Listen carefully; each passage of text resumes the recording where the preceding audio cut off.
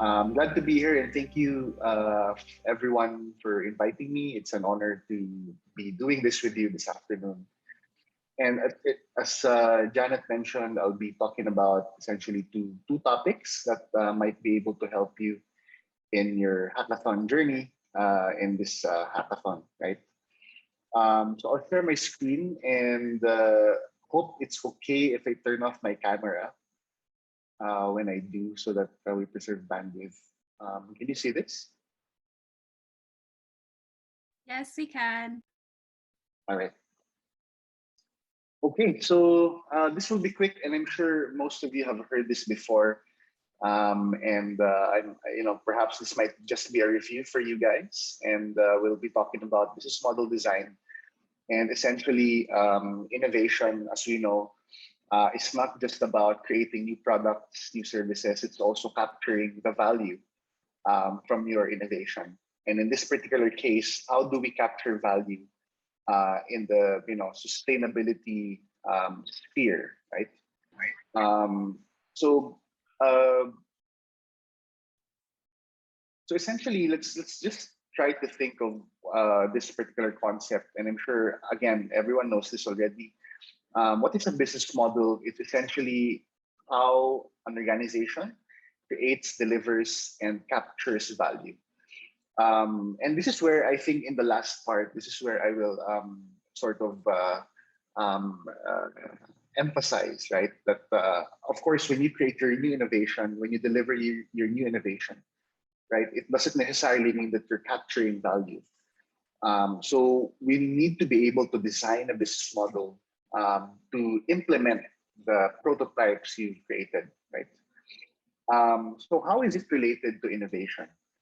And this is a very, very big difference between invention and innovation. And this was sort of internationally defined.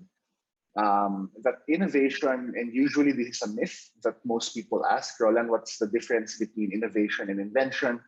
And with my hat as director of innovation, I also handle research, right, in FEU Tech. So there's a lot of, for example, new innovation in blockchain, new innovation in AI. But if you're not able to capture that value, that's merely an invention, right? So what is really innovation? And this is where we posit the innovation value chain, which is essentially the different parts of an innovation to ensure that it really captures value. If you're going to look at the lower part of the slide, it has, innovation should either create all of these or one of these four. So for your organization, if you're innovating as a new startup, for example, or even as a big organization, right, it should create new top line growth, perhaps reduce costs if it's an efficiency innovation. It should create new strategic premiums and real options for your customers or for your new stakeholders.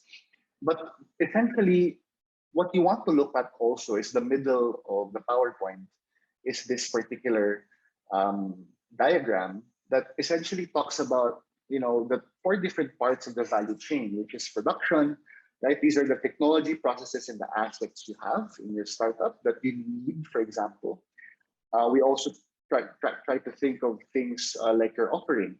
So this is where your prototypes come in, right? The products, the services, the systems, and the brand you're using, for example. The fourth one is the delivery. Where do you deliver it? Perhaps how will customers know about you? Where can they find you? Where can they access your technology? And how will they, use you? And of course, you need to also understand the market. And this is, I think, what the design thinking sort of framework taught us, is to really understand the customer pain points, really understand the customer journey. But we also want to understand the customer segments, right? The customer segments in terms of psychography, in terms of economic segmentation, which is the most common, or even age segmentations, for example. So in this particular market, what are the needs of that market? What are the experiences? So the whole point of this PowerPoint slide is really just the four different parts of innovation that is not just the product, right? So innovation will only be innovation if all of these four parts are essentially fulfilled. Okay, so what we want to do essentially is have these four parts laid out for your innovation, for sustainability sort of inclined innovation, and think of all of these parts as a whole, and that's the only time it becomes an innovation and not just an invention.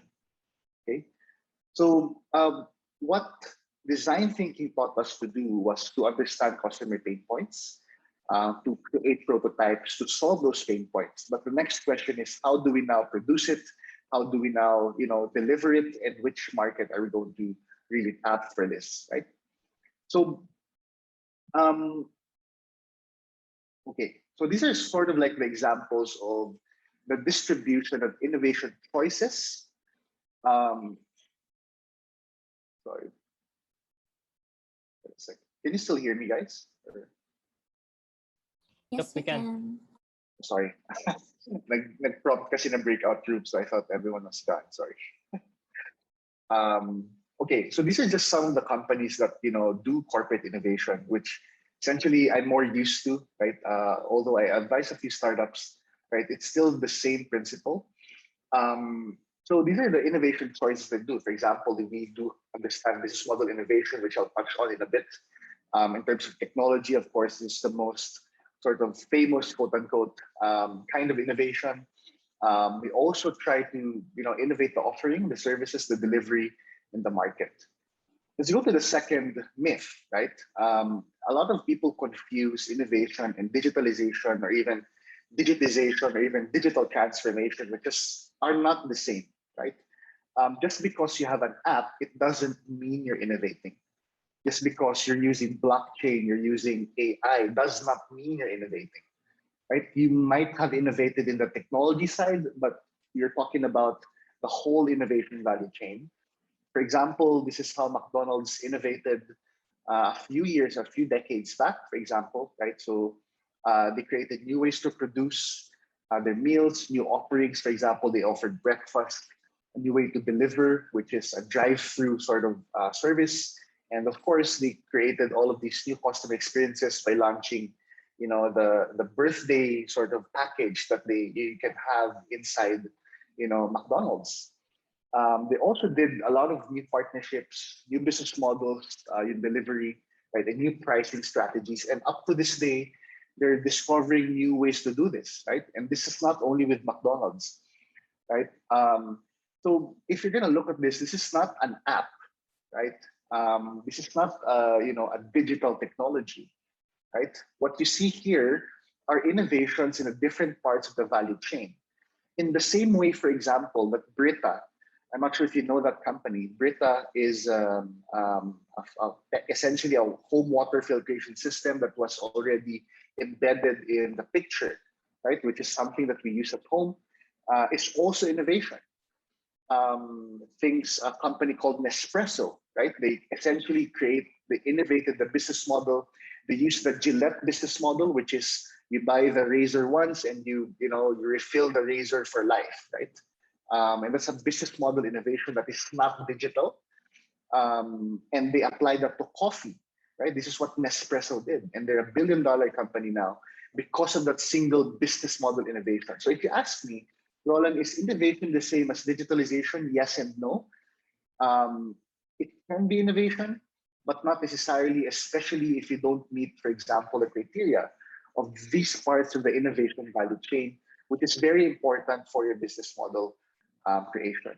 Right, so this is where I sort of introduce you to the concept of the innovation stack, which is essentially a series or a list of the problem, solution, problem chain that you have in your innovation. What do I mean by the innovation stack? So successful companies or unicorns or technology companies aren't successful just because of one innovation. It is a series of innovations that they did for their product, for their HR, for example, for their operations, for, again, all parts of the innovation value chain. And if we're able to essentially create your innovation stack, which is essentially company building already, then you're going to be successful, or you're going to create a lot of traction in the market. If you don't, which, as you know, entrepreneurship is really just a series of problem of solving problems. And this is why we are entrepreneurs, so we are startup founders, because we want to solve problems, right? If we are not able to create an innovation stack or a problem solution problem chain, it might be better for us to kill the idea and try to look at a different angle and reframe the solution to the same problem, right? So the innovation stack is a very important concept, and perhaps this might be a different webinar altogether.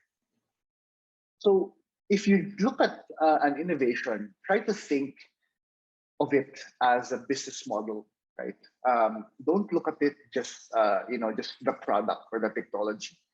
It might be good to think about, and this is where we say that it's better to think as in terms of business models or the business model thinking.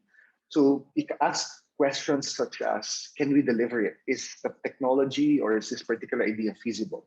Right? Do customers want it? Which is essentially the biggest part of the reason why startups fail, is because founders create products that no one wants. Right? So we check for desirability. And is it worth it? Is the market big enough? Right? Does the cost structure make sense? Do I have a revenue model enough, for example, to sustain this particular company or to fund itself? If you're not, a for-profit company, if you're a non-profit company, it's still the same way, right? You need to be able to sustain the company. You need to be able to sustain the solution, right? So I think the point of this particular slide is that think of innovation as a business model, right? And that's a very important sort of part of the whole thing. Okay, so right. So some of you have know this already, right? This is the business model canvas. And the business model canvas essentially is heavily borrowed from Alex Osterwalder from Strategizer, which is essentially an innovation firm also in the US and in Europe. The business model canvas essentially, as we discussed earlier, three parts, and each of those parts have sub-segments. The first sub-segment, the desirability part, which is the right side of the canvas, are things like customer segments. Which customer segments are you going to service?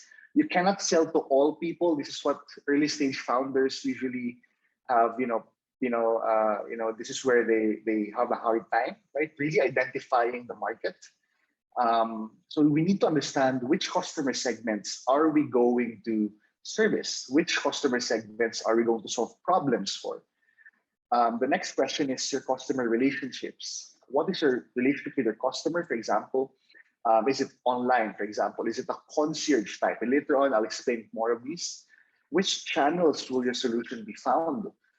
Is it online, right? Again, is it, for example, if it's a drive-through channel, it is obviously a brick and mortar innovation, right? So in terms of these parts, right, it really asks the question, does my solution really solve a problem for people, and do people want it enough for them to pay us, right? Because the highest vote of confidence is really when people pay you to solve problems for them, right? And that's where we measure traction for most startups, right? And then we go to feasibility, which is the left side of the canvas.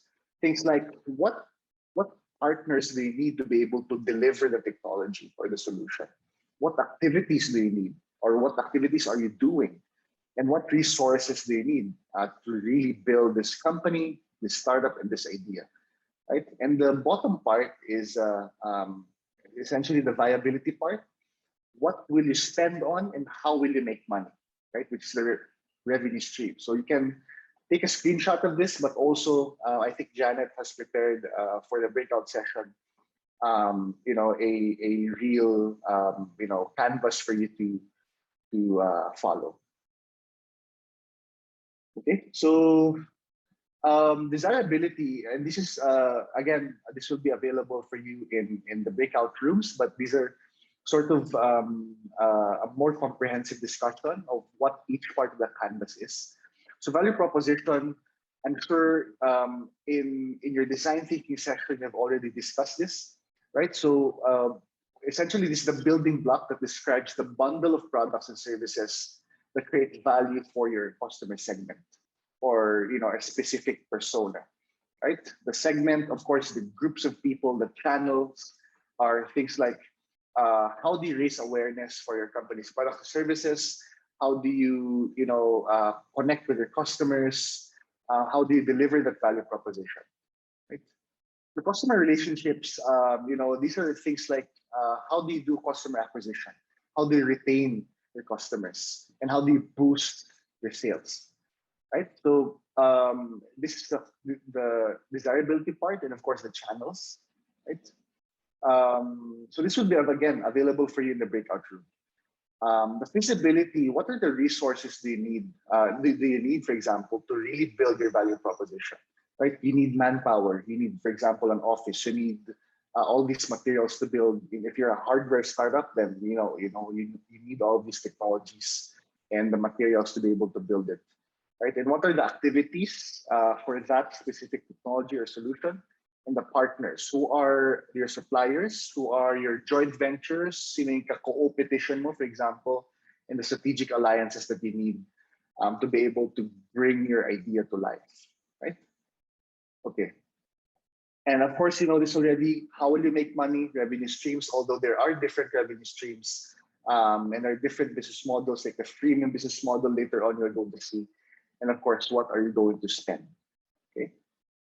All right, so these are just examples of the business model canvas for famous companies. So in Amazon, for example, they're a platform. So if you're going to look at it, on the right side, these are the third-party vendors, the consumers, of course, and the value proposition in the middle. They're, e-commerce platform, and the cost of that e-commerce platform and what they do in that e-commerce platform is essentially a visual representation.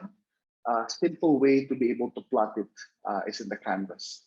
Okay, so for example, another business model is the freemium model. This is for Spotify. So the value proposition is free music streaming. So essentially, they do have two value propositions: the free one and the paid one, right? But their customer segments are all about music lovers. Their revenue streams are the ad revenues, the premium subscription.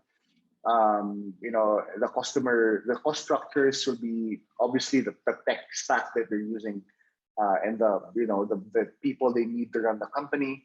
Key partners, right, are the music labels. Key activities, of course, is user acquisition, user conversion, right, from free to premium.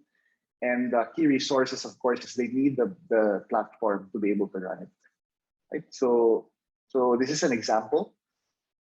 Tesla, right? So this is again an example of a value proposition of a business model of Tesla. Their customer segments are very simple: wealthy consumers. How do they earn? Free charging, and of course the car sales. What is their value proposition? High performance electric vehicles and the charging stations. What is their key activities? Of course, they need to create the software, and they need to design and manufacture the car. Key partners, who are the suppliers, right, of the different parts of the car, and all of these things, right? So it's pretty straightforward, and I'm sure you can do this for your own ideas. And now we need to, I think, touch on a bit on business model innovation, right? Which is essentially looking at the canvas and trying to see where can I innovate an existing business model, right, and renovate that to a new one.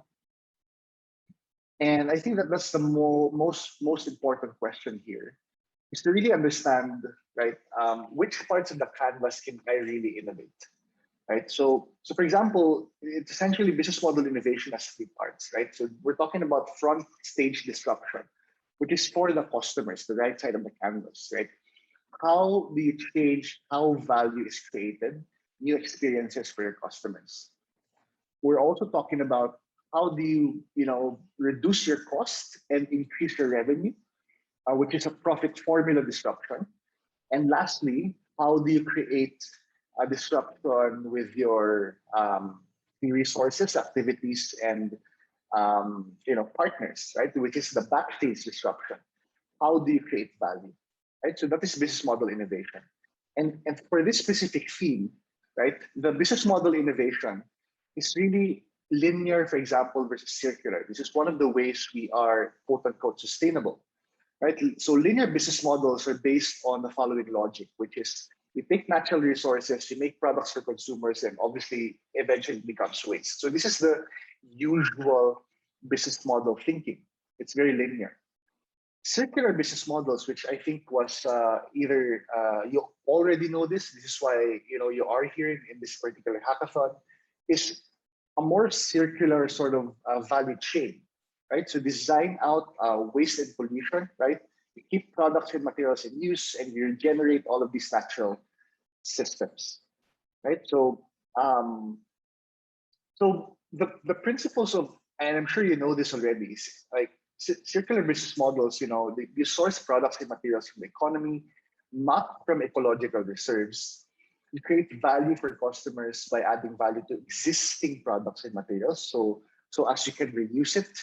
And lastly, you create valuable inputs for businesses beyond your customers. So data is a very, very important part here, right? So essentially, this is basics of business models, and business model innovation slanted towards sustainability. And yeah, hopefully when we do our breakout groups later after my second talk, then perhaps this is something that you can already do on your own, and then we'll do have a short discussion after, right? So okay, so I'll show you short video. Okay, this is from Shark Tank Australia, which is I think apt for this particular occasion.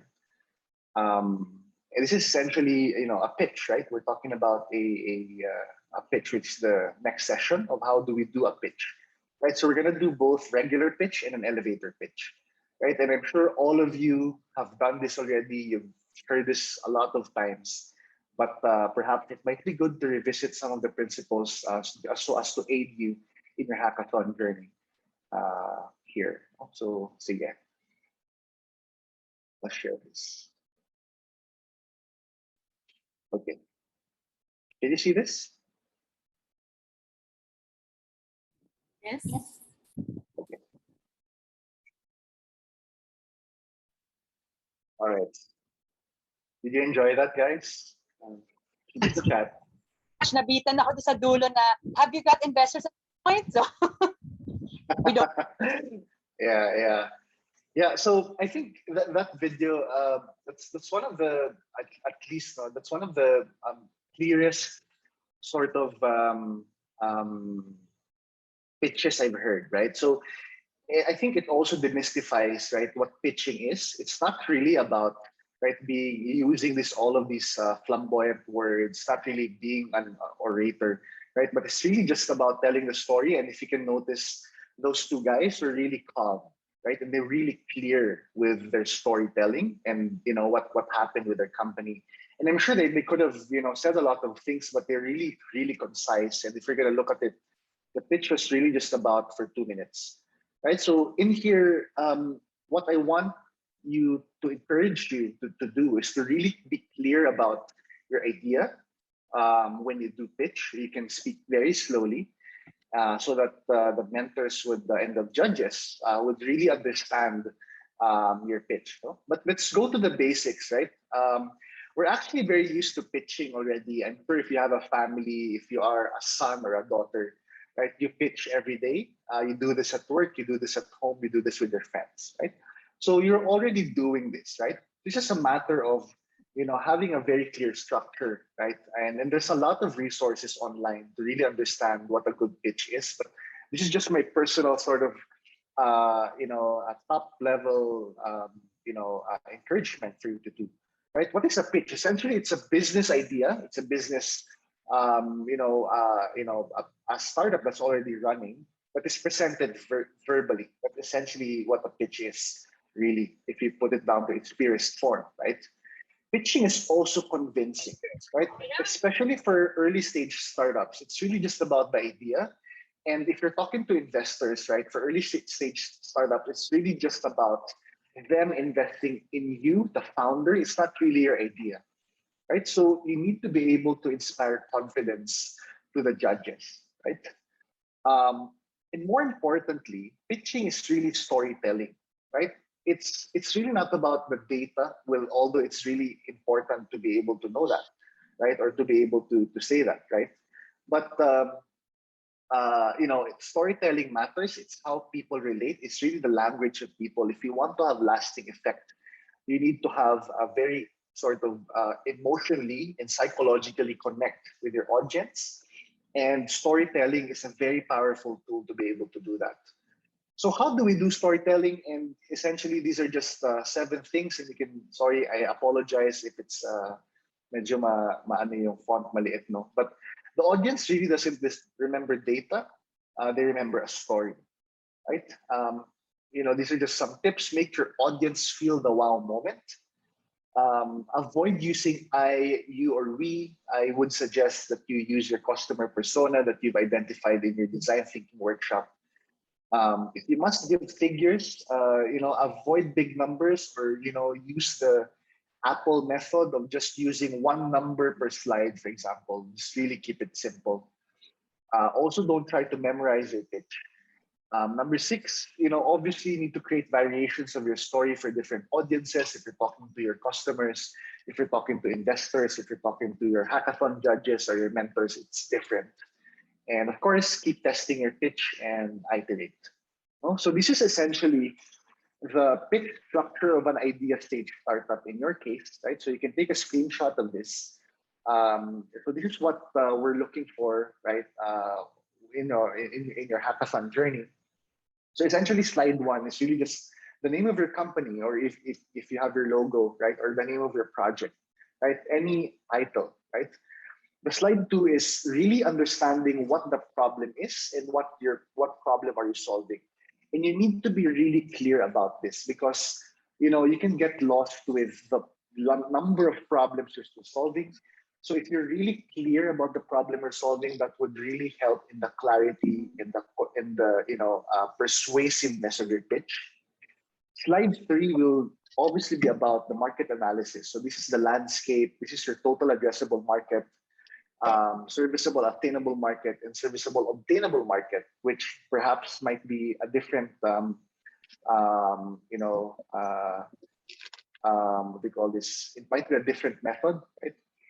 Slide 4 is the customer persona. So this was already identified in your design thinking process, that perhaps you can just put it on your pitch. And then lastly, the 5th one is your value proposition. What is the value you're creating for this specific market, for this particular problem? And of course, a solution overview. If it's a very techy problem, then obviously you need to be able to have like at least a diagram or a prototype sketch, right, of how it works. How you're going to earn the revenue model, the competition, and you might even want to add the vision and mission of your company if that's something that you want to do, and of course the team, right? So this is essentially, this is not a strict format, so you can mix and match whatever works for you, but this is essentially what perhaps what some of the people in your audience might want to look at and want to see. Okay. All right, but that's for the long form format, right?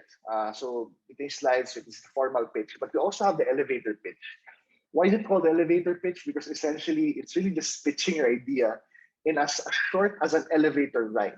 Okay, so it might be a 30-second pitch, a 1-minute pitch. For this case, perhaps April or Janet might be able to advise you how long your elevator pitch can be. But this is essentially the elevator pitch template. No? So this is something that you might want to follow. There are other templates out there, but this is something that we might want to use.